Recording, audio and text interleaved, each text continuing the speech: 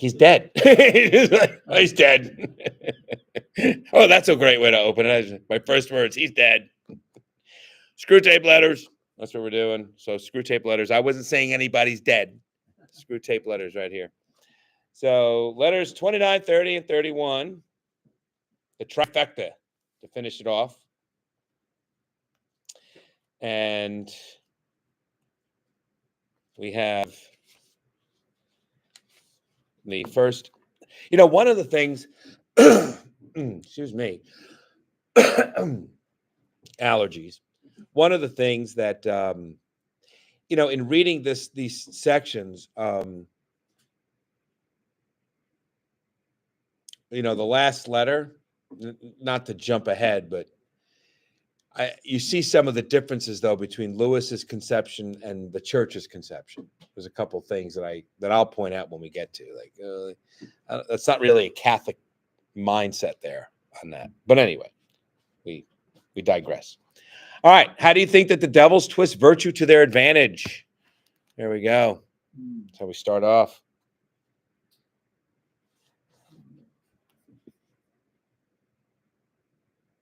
Well, they try to convince us that if we do a virtuous act, it's hypocritical. Mm-hmm. You're just a hypocrite, really. Right. It's a false sense of humility you have. You get accusations like that. You're not, if you're a real Christian, you wouldn't do this or that or that. Yeah, you wouldn't be doing this. I remember that you did, whatever, 4 years ago. If you're a real Christian, you wouldn't feel about this group of people like you feel about this, those sort of things. They're accusational, in that we're not truly virtuous. Right. We think there's a false sense of virtue and humility that he accuses us of having, and we question ourselves sometimes. Mm-hmm. I know I do. Right. I do too. I said, really? Am I really, concerned about this individual, or am I kind of disgusted with their attitude, even though I'm helping them? They don't seem to help themselves. Right. Right. Or just for an example, and so the devil jumps right on that. He just messes with your mind in church in your ear all the time about that.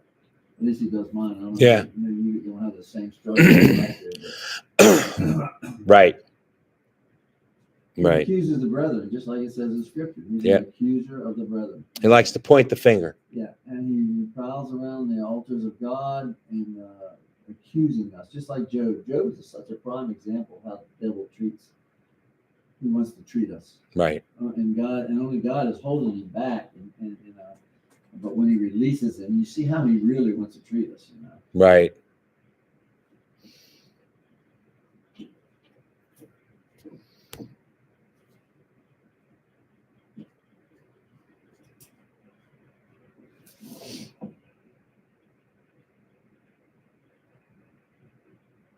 Yeah, that's always one of the things that the devil does, right? He's always twisting even things that are good, right? He can twist something good and distort it.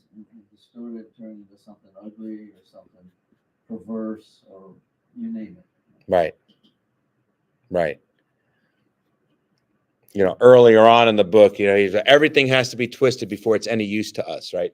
Yeah. So we have to manipulate it. So even good things are twisted and distorted. And it's interesting to note, right? How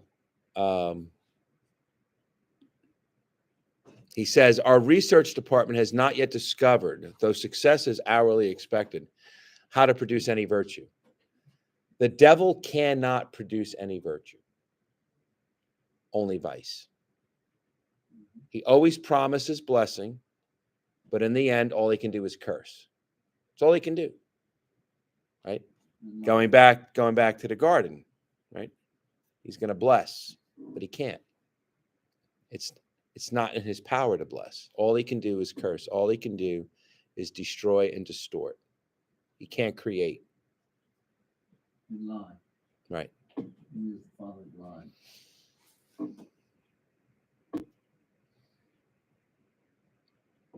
Any other thoughts, comments, observations there with that one?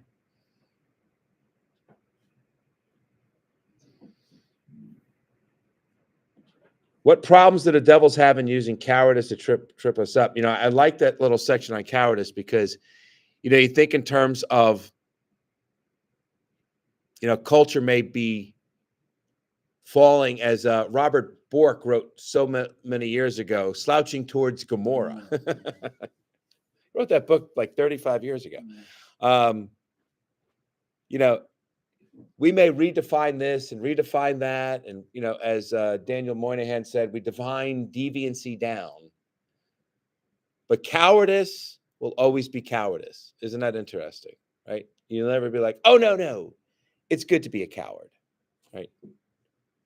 You don't really have anybody defining cowardice down. Yeah, like in the world, some of the vices are kind of not glorified, but like they're promoted, or Right. It's more than just accepted, but encouraged.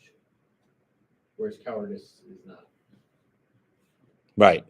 What is that section? What does he say? Oh, here it is right here. This is in the problem of cowardice. The thing to avoid is the total commitment.